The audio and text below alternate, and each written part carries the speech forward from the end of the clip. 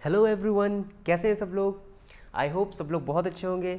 आपका स्वागत करता हूं आपके चैनल जर्नी टू फिज़िक्स में।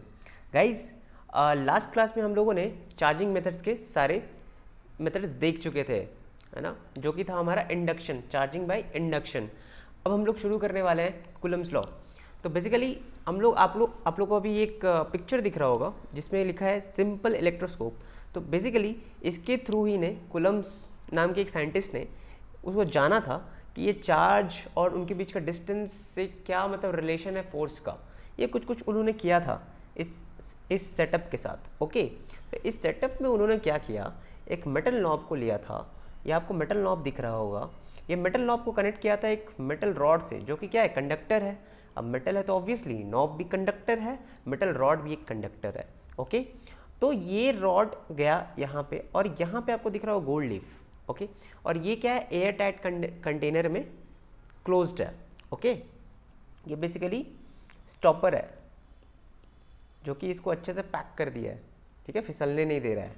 ओके, ये ग्लास कंटेनर है।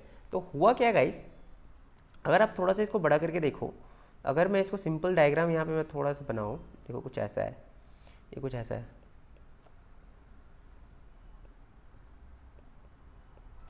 ओके, अगर हम सिंपल सा ऐसा बनाएं, कुछ ये ऐसा है, ठीक है।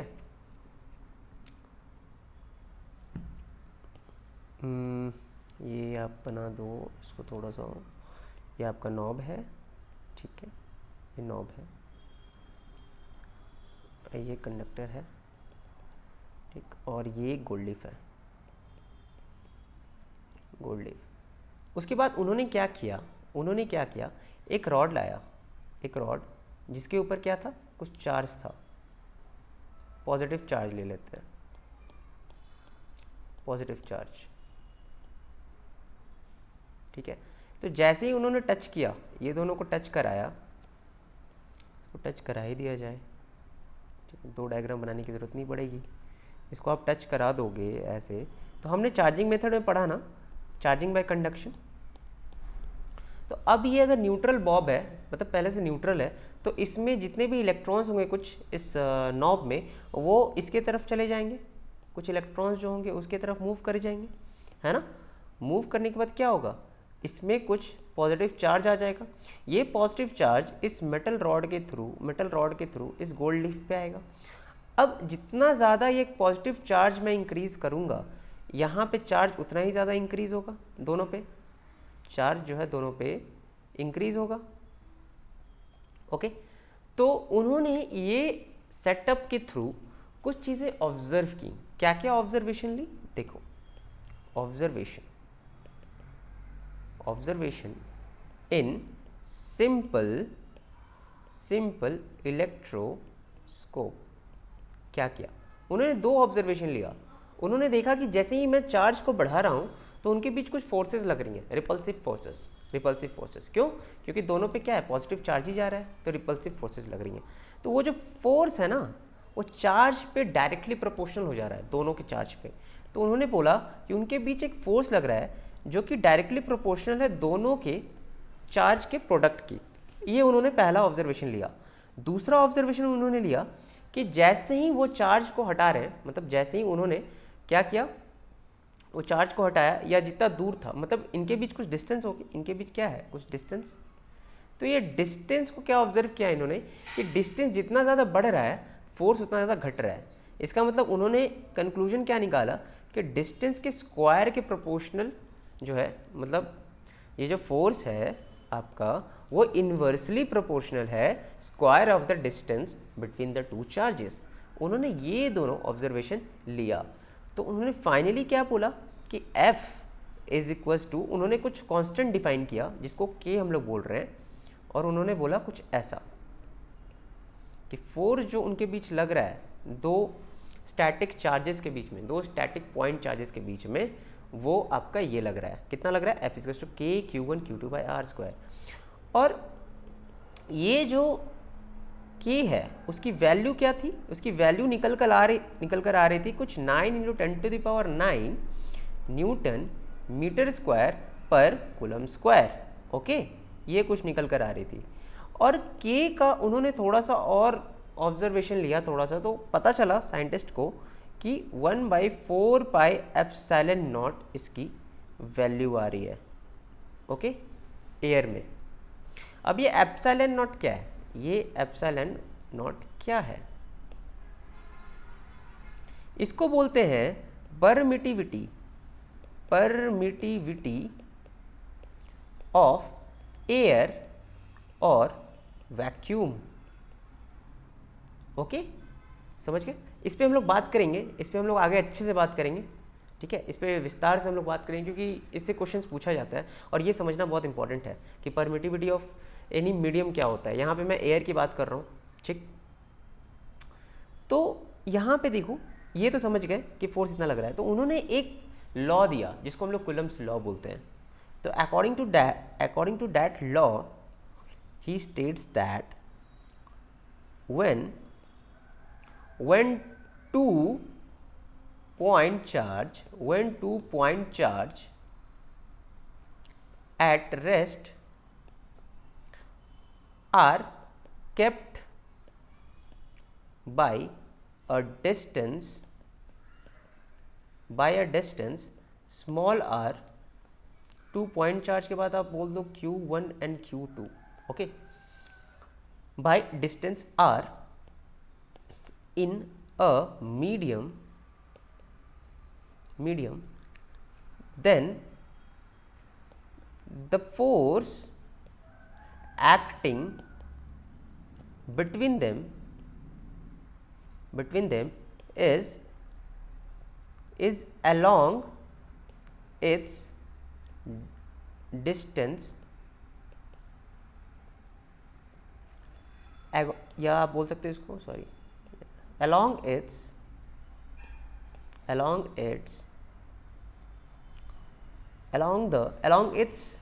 line of separation,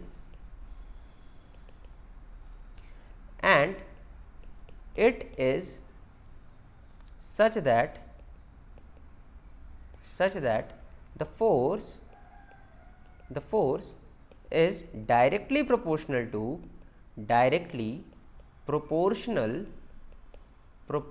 to product of their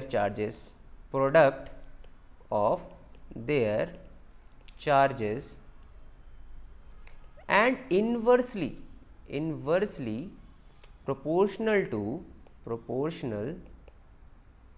to square of their distance between them। Okay, इसका मतलब क्या हुआ? अगर हम इसका फिजिकल सिग्निफिकेंस देखें तो क्या है?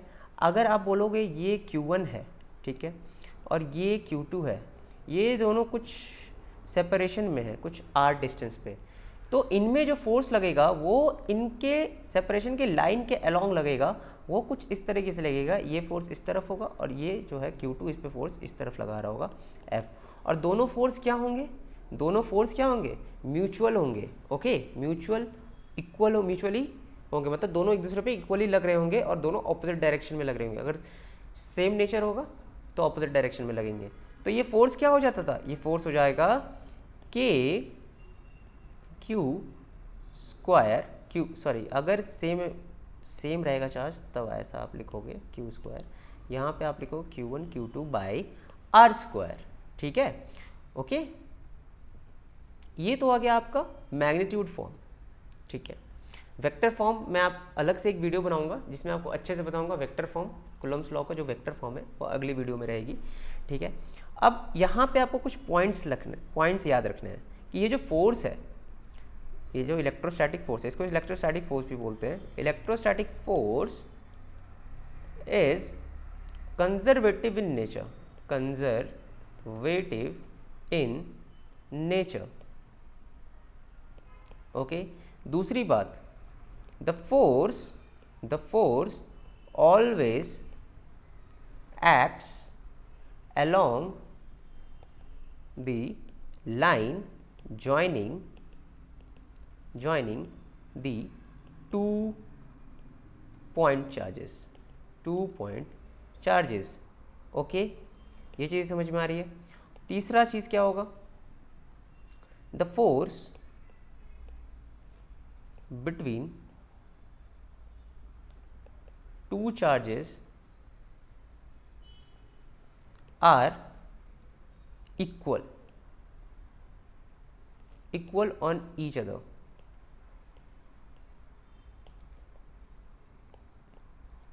and the force is repulsive is both repulsive and attractive according to the nature of the two charges. That is if they are positive or negative, then repulsive forces acted between them, repulsive forces. And if plus minus is there, then attractive force is there, attractive force is there. Okay तो ये सारी बातें थी कुछ ध्यान रखने वाली important points. और एक चीज़ मैं आपको बता दूं, लिमिटेशंस थी इसकी कुछ लिमिटेशन से पहले एक दो पॉइंट और लिख लो आप, एक दो पॉइंट और लिख लो। जैसे कि ये जो फोर्स है electrostatic force is stronger than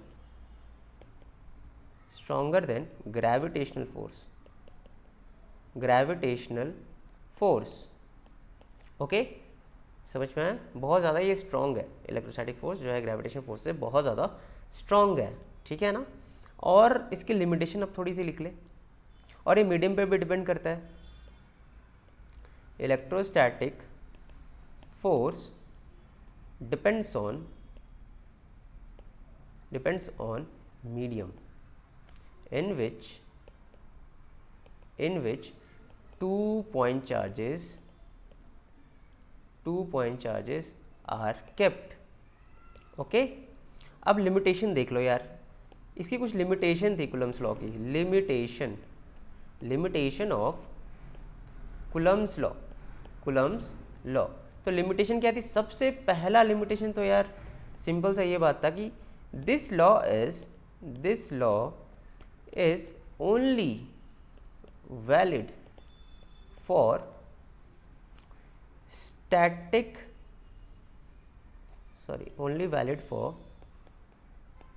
point charges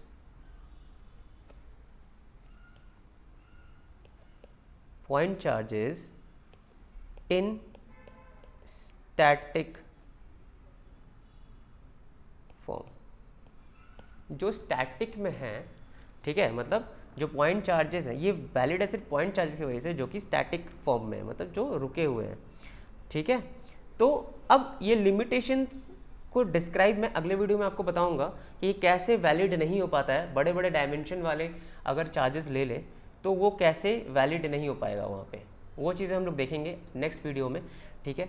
तब तक के लिए आप इस वीडियो को अच्छे से देखो कि क्या होता है फोर्स, कूलम्स लॉ क्या होता है बेसिकली। फिर क्या अगले वीडियो में हम लोग देखेंगे कि कैसे ये लिमिटेशन मतलब वैलिड हो रहा है, मतलब ये बड़े बड़े डायमेंशन वाले चार्जेस पे क्यों अप्लाई नहीं होता है। ओके तो ये वाले बात हम लोग अगली वीडियो में करने वाले हैं। उसके बाद हम लोग वेक्टर फॉर्म देखेंगे कूलम्स लॉ का। ओके गाइस, ठीक है, तो बने रहना वीडियो के साथ और मिलते हैं अगली वीडियो में। और वीडियो अगर पसंद आए तो प्लीज़ लाइक करो, शेयर करो, सब्सक्राइब करो। और मैं धीरे धीरे आपको बताऊंगा। देखो मैं छोटी वीडियो इसलिए बनाता हूँ ताकि आपको प्रॉब्लम ना हो समझने में, बोरिंग ना हो, ठीक है। एक बार मैं उतना पढ़ा दूंगा, समझ नहीं आएगा तो उस वैसे पढ़ाने का कोई फ़ायदा नहीं है, ठीक है। तो मैं आपको छोटे छोटे चंक्स में डिवाइड कर दे रहा हूँ वीडियोस को। ओके तो मिलते हैं अगली वीडियो में, उसमें हम लोग समझेंगे कि ये लिमिटेशंस का सिग्निफिकेंस क्या है, ठीक है। अब मैं बोल तो दिया हूँ, इसका सिग्निफिकेंस क्या है, इसका रीज़न मैं बताऊँगा। ओके तो बहुत इंटरेस्टिंग होने वाला है। तो मिलते हैं अगली वीडियो में, तब तक के लिए अपना ख्याल रखना और प्लीज़ सब्सक्राइब कर दो चैनल को, ठीक है। बने रहना वीडियो के साथ। मिलते हैं अगली वीडियो में, बाय बाय।